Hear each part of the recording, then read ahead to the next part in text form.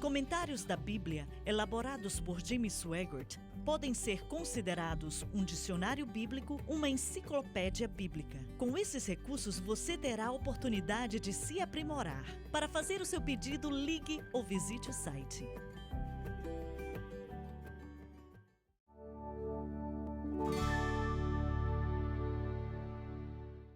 Estamos de volta. O que você estava falando sobre cair da graça não é que uma pessoa chegou a uma posição onde Deus não vai usá-la mais e perderam tudo e etc, etc. Mas é o que a igreja faz, né? Se há um problema, e eis o problema.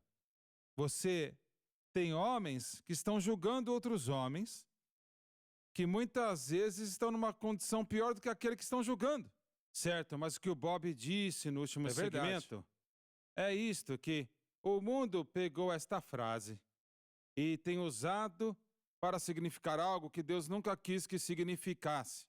Cair da graça não quer dizer que você destruiu a chance que você tinha como resultado de um fracasso, de estar numa posição ou de você operar onde você tinha, não tem nada a ver com isso.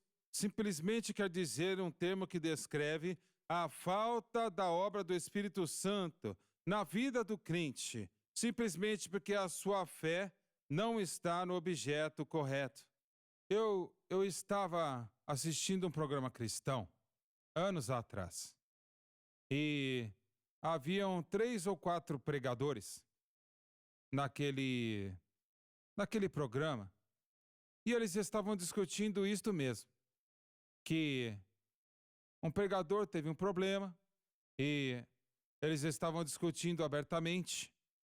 E se eles estivessem do outro lado assistindo aquilo e fossem eles, provavelmente eles iam ter uma atitude diferente.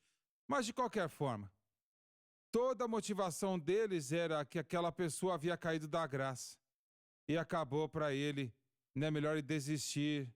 E isso é totalmente contra a palavra de Deus. Se ele vai fazer isso, então elimine tudo, de capa a capa. Quem ficaria de pé? Exatamente o que eu estou falando. Quem vai ficar de pé? De qualquer forma, a motivação deles era que ele havia caído da graça e não havia mais redenção. Talvez ele seja salvo, não sabemos. Mas ele nunca mais vai ser usado por Deus de novo. E eu estava assistindo isto e eis a verdade. Eu tinha começado a aprender um pouco sobre o que estamos ensinando aqui. Aqueles indivíduos, eles não tinham a sua fé em Cristo e na cruz, para eles mesmos. Eles tinham em outra coisa. Eles tinham na ideia de que eu não fiz aquilo, ou talvez o que eu fiz não foi tão ruim.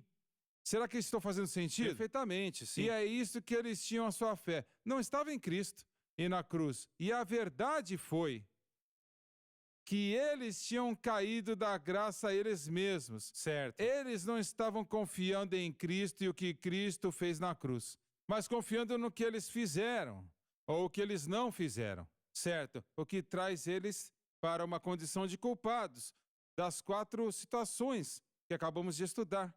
Número 1, Cristo não tem proveito algum. Número 2, a justiça só pode ser conquistada por uma ação perfeita. Número 3, Cristo se tornou sem efeito. E número 4, eles caíram da graça. O Espírito Santo não estava mais ajudando ativamente tanto quanto ele podia. Mas por meia hora eu assisti aqueles homens crucificando aquele indivíduo.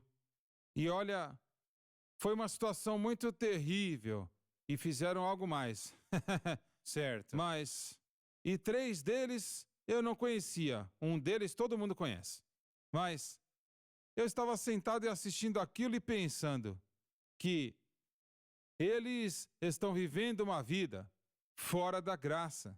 Eles estão vivendo uma vida da lei, não é isto? Certo. Você não viu? Sim. Mas é como se eu estou falando, é onde eles estão. Lembre-se que Gálatas 6 nos diz: aqueles que são espirituais, restaurai uns aos outros. Está falando do crente na igreja da Galácia, espírito de mansidão, certo? Que entendia a cruz, estava vivendo a cruz, que não tinha caído da graça. O nosso papel, como eu vejo, como um membro do corpo de Cristo, é reintroduzir aqueles que caíram da graça à completa graça. Aí. Deixa eu fazer esta pergunta. Eu sempre pensei que quando fala de você cair da graça, quer dizer que você caiu completamente. E o que vocês estão dizendo, não. Você caiu a um nível. Eu estou correto? Correto. Qual é o nível? Então, como você fala o quê? Desviado? Bem, é uma posição de estar desviado? Não, não. Na verdade, é cair do estado ou posição. Certo. Você saiu de estar debaixo da graça. Estar debaixo da graça indica que você estava recebendo uma graça de Deus numa base constante, o que é a posição básica de todo crente nascido de novo. Eles estão debaixo da graça. Você não está mais debaixo da lei, mas você está debaixo da graça. Então, se eles caíram completamente da graça, uma pessoa não pode viver para Deus. Acabou. Então, certo. Você diria que esta palavra não quer dizer salvação. Você está caindo da salvação. Não. Você está caindo de um nível de vitória. É isso mesmo. Um nível de vitória aqui, você falhou. E agora você está vivendo na lei. Você está caindo da maneira que a vitória é obtida. Certo. Na verdade, e um erudito falou assim, que você está saindo da posição da graça. Em outras palavras, você estava colocado onde você pode receber a graça, essa era a sua posição. E agora você se removeu de onde essa graça pode fluir na sua vida. E essa graça sendo especificamente a obra do Espírito Santo na sua vida. E uma vida de vitória. Correto. Então, você simplesmente, você se posicionou em outro lugar, a não ser debaixo do fluir da graça que você precisa para viver. E você então saiu daquela posição. Isto descreve a maioria do mundo cristão. Certo. Com certeza, certo. E se a sua fé não está em Cristo e a cruz, está em outra coisa que elimina a graça. Deus não pode trabalhar, Ele não vai honrar a sua palavra te dando aquilo pelo qual Cristo morreu, que é a graça. Você não está debaixo da lei, debaixo da graça, mas a lei é especificada, faça isso ou não faça aquilo, mas não dá poder para fazer. Não dá poder algum para obedecer, sabe? A palavra que Paulo está usando e criando pelo uso da palavra cair é picto, no grego. E, na verdade, tem a imagem eis a graça e eis a lei. A graça está aqui em cima, por isso que ele falou, você caiu. Literalmente quer dizer isso. Quando você cai, você vai para baixo. E quando um crente, a graça sempre traz a pessoa para cima, espiritualmente falando. Não orgulho, mas espiritualmente traz-nos para cima. Sim. O pecado e a lei sempre traz o crente para baixo.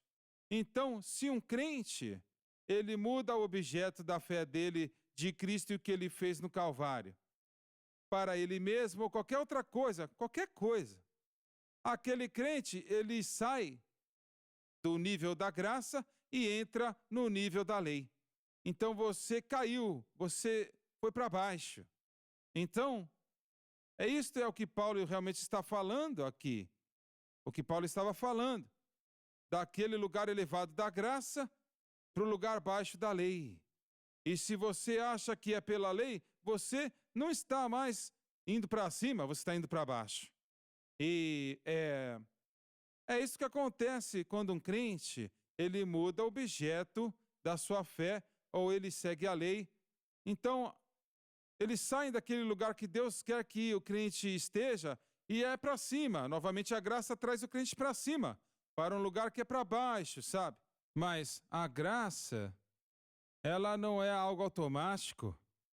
Não é que quando você vem para Cristo, só existe a graça na sua vida, porque essa é a dispensação da graça. Mas não é o caso, certo? Mas ainda assim, ao mesmo tempo, temos que tomar cuidado aqui. Nós temos a graça fluindo no momento que você foi salvo.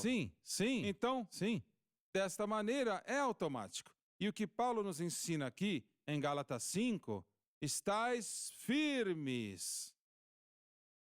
No quê? Na liberdade. Você vê, eu fui trazido para fora da prisão e colocado numa posição, deixa eu usar a ilustração do Bob, onde eu posso receber a graça. Eu fui elevado a esta posição. O pecado não terá domínio sobre mim. Por quê? Porque eu não estou mais debaixo da lei, eu fui levantado para a graça. Mas é automático quando você é salvo, certo? Se você mantém o objeto correto da fé, vai continuar a fluir assim como aconteceu Muito quando você bem. foi salvo. Se você não mantém o objeto correto da fé e você entende, isto inclui quase toda a igreja de hoje, certo? E é por isso que quando pregamos esta mensagem da fé e o objeto correto da fé, o que nós ouvimos? Ouvimos várias e várias vezes a declaração: eu sinto como se eu tivesse nascido de novo. Por quê? Porque eu estou saindo deste lugar baixo e eu estou sendo posicionado novamente onde a graça está fluindo.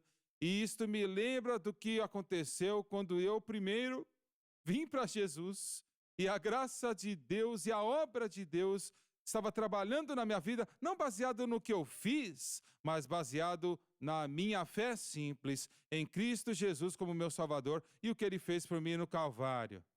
Isto é a beleza de tudo isto.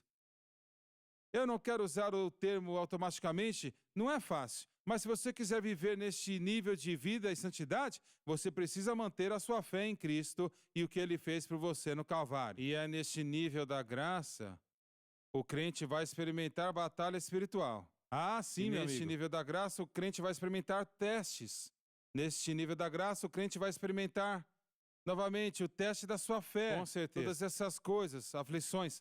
Mas é bem melhor encarar essas coisas aqui em cima, na graça, aqui em cima do que aqui embaixo, na lei. Certo? E novamente, usamos a mesma ideia. Mesmo aqui, haverão momentos que vamos pecar. Sim. Mesmo aqui, não vamos trabalhar corretamente. Mesmo aqui, nós vamos nos encontrar com problemas. Mas não devemos voltar para o estado mais baixo da lei para tentar obter a vitória. Nós arrependemos do pecado, dizemos: Senhor, eu errei, mas eu ainda creio no que o Senhor fez por mim no Calvário. É suficiente. E eu me posiciono novamente para ouvir de Deus, e a graça de Deus vai fluir na minha vida.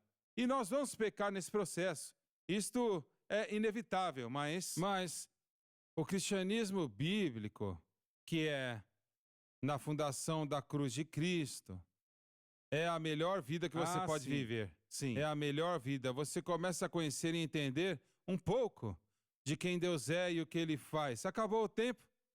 E obrigado, viu, por estar conosco hoje. Não perca o próximo programa, seja o que for que você for fazer. Te amamos e Deus te abençoe.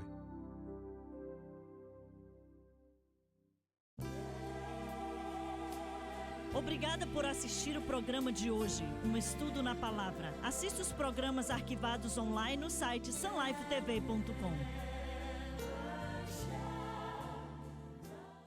Experimente a diferença. O objeto